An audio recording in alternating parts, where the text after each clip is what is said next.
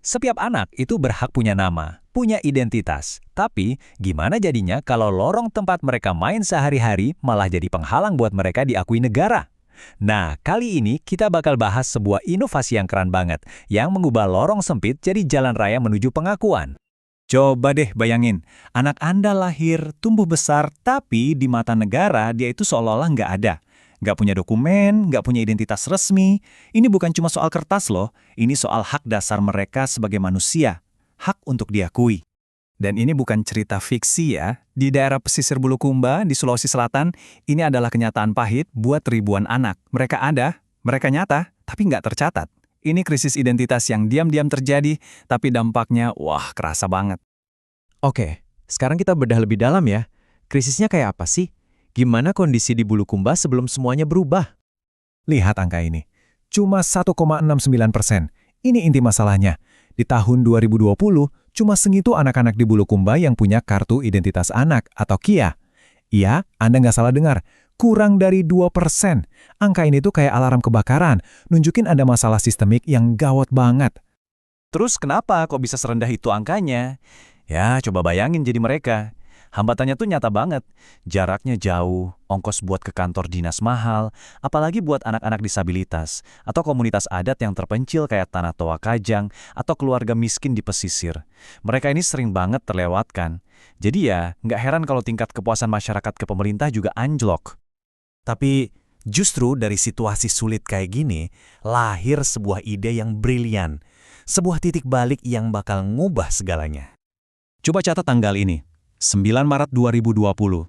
Ini bukan hari biasa di kalender ya. Ini adalah hari di mana sebuah gerakan dimulai. Sebuah inisiatif yang lahir karena benar-benar paham apa yang dirasain masyarakat. Dan inilah dia solusinya, Lorong Jelita. Keren ya namanya, puitis tapi juga pas banget. Jelita itu singkatan dari Jemput Bola Identitas Anak. Artinya ya persis seperti namanya, mereka yang datengin warga dari lorong ke lorong biar nggak ada satu anak pun yang ketinggalan.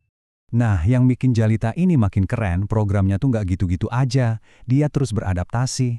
Awalnya di tahun 2020 pakai mobil keliling. Terus 2021, mereka kolaborasi buat nargeting kelompok yang paling rentan.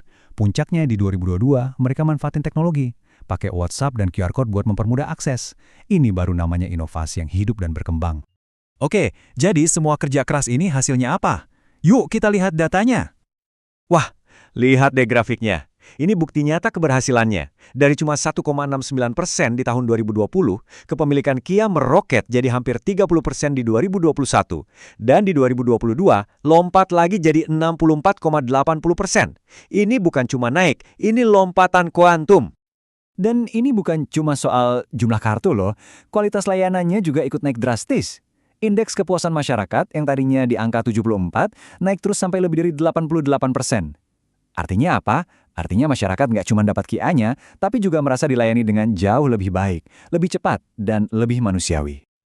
Kesuksesan kayak gini jelas nggak mungkin nggak kelihatan. Pengakuan pun datang dari mana-mana.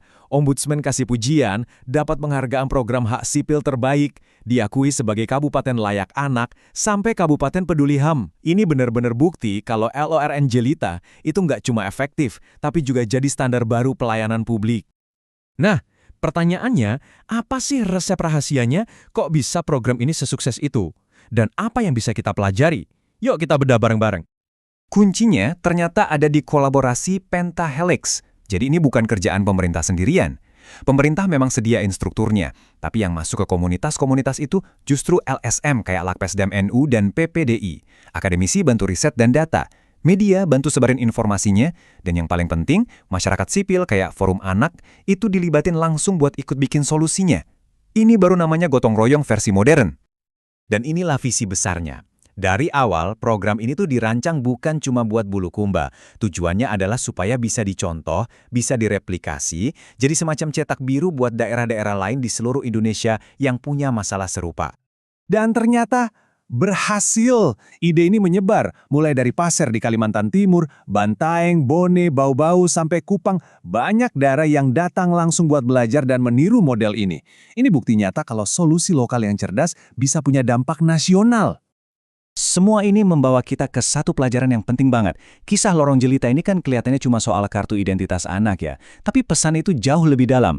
Ini soal mengubah cara berpikir. Bukan lagi nunggu warga yang datang, tapi negara lah yang aktif jemput bola.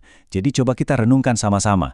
Kalau pendekatan sesederhana ini bisa mengubah nasib ribuan anak di Bulukumba, bayangin deh berapa banyak lagi komunitas yang hidupnya bisa kita ubah hanya dengan membawakan solusi langsung ke depan pintu rumah mereka. Terima kasih sudah menyimak.